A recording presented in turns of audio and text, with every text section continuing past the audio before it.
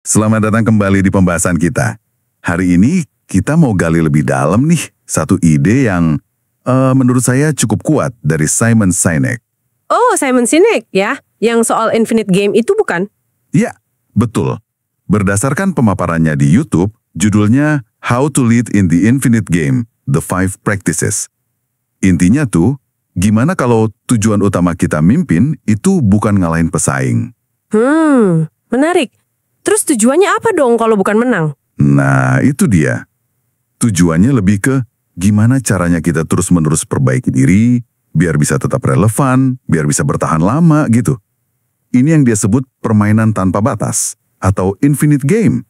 Oke, permainan tanpa batas. Jadi lawan utamanya bukan kompetitor sebelah. Tepat.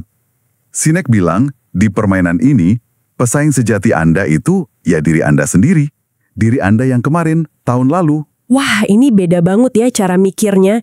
Jadi fokusnya geser ya. Bukan lagi, gimana ngalahin mereka, tapi lebih ke gimana produk kita, tim kita, budaya kerja kita lebih baik dari sebelumnya. Iya, persis. Gimana caranya biar tahun ini lebih oke dari tahun lalu? Peningkatan dari dalam terus. Bener juga sih, jadi bukan soal jadi nomor 1 sesaat gitu ya. Tapi lebih ke gimana biar bisa terus main di lapangan, bertahan lebih lama. Nah, itu dia poin kritisnya. Sinek kan lihat banyak pemimpin malah pakai kacamata yang salah. Mereka main pakai pola pikir terbatas atau finite, fokus menang cepat. Padahal arenanya itu infinite, tanpa batas. Dan itu katanya malah merugikan ya dalam jangka panjang? Iya, menurut Sinek gitu. Justru bikin organisasi mereka nggak sustain. Oke, ini jadi pertanyaan penting nih. Kalau mindsetnya harus beda, terus gimana cara praktiknya? Mimpin dengan infinite mindset ini sehari-hari gimana? Nah, Sinek nggak berhenti di konsep aja. Dia kasih 5 praktik kunci. 5 ya. Apa aja tuh? Ada 5 pilar nih.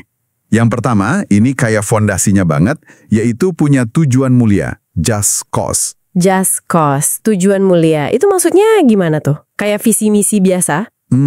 Lebih dalam dari itu sih. Bukan sekedar target omset atau profit. Ini lebih ke visi masa depan yang jelas, yang bikin orang lain tuh mau ikut berjuang, mau berkurban gitu. Oh, jadi sesuatu yang lebih besar dari sekedar bisnisnya ya? Yang ngasih makna jangka panjang. Betul, yang ngasih arah gitu. Oke, yang kedua.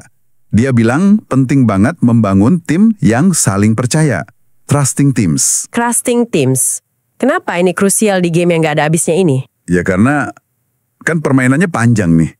Pasti ada naik turun, ada gagalnya. Tim yang saling percaya itu, anggotanya merasa aman buat ngaku salah, minta tolong, bahkan buat coba hal baru yang berisiko. Masuk akal banget. Jadi orang gak takut buat jujur dan ambil inisiatif ya. Kepercayaan jadi kayak pelumasnya gitu. Iya. Jadi mesin inovasi dan adaptasinya jalan terus. Nah, yang ketiga ini agak unik nih.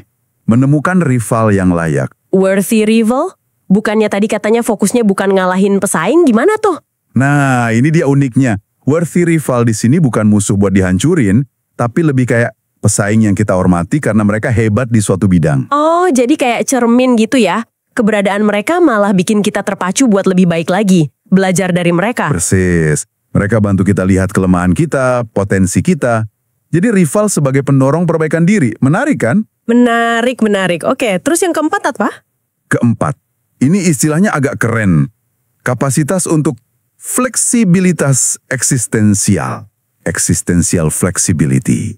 Waduh, eksistensial. Berat nih kayaknya. Maksudnya apa tuh?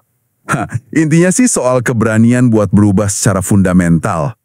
Misalnya, mengubah model bisnis atau arah strategi, walaupun mungkin sakit nih jangka pendeknya. Demi apa tuh berubah sampai segitunya? Demi ngejar sih tujuan mulia tadi dalam jangka panjang. Biar nggak kaku, nggak kejebak cara lama pas kondisi berubah. Oke, jadi berani belok tajam kalau memang diperlukan demi visi jangka panjangnya ya. Paham. Yang terakhir? Yang kelima, ini pamungkasnya. Punya keberanian untuk memimpin. Courage to lead.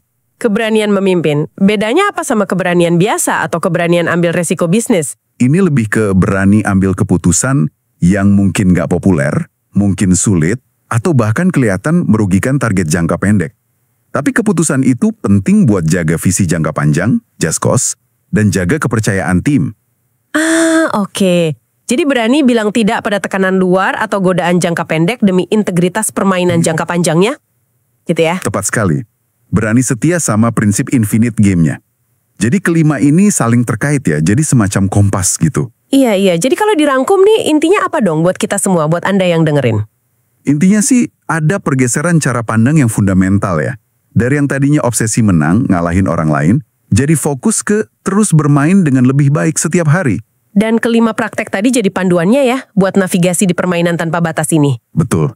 Jadi kompas moral dan strategisnya. Nah, kalau kita tarik lebih luas lagi nih, konsep ini kan sebenarnya ngajak kita semua buat refleksi ya. Gimana cara kita ngejar tujuan jangka panjang, mau di kerjaan, atau bahkan hidup pribadi. Bener banget. Anda cenderung main buat menang sesaat gak? Misalnya, ngejar target kuartalan, atau sekedar unggul dari teman sebelah. Atau Anda fokus bangun fondasi yang kuat, biar bisa terus bermain, terus tumbuh, terus adaptasi untuk waktu yang lama banget ke depan. Nah, sebagai penutup nih, coba deh Anda renungkan sebentar.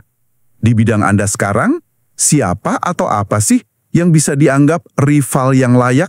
Bukan yang pengen Anda kalahkan ya, tapi yang kehadirannya itu justru bikin Anda atau organisasi Anda termotivasi jadi lebih baik. Dan, coba bayangkan, apa ya yang bakal terjadi kalau Anda benar-benar fokus sama permainan tanpa batas Anda sendiri. Fokus pada perbaikan diri atau organisasi Anda terus-menerus tanpa henti.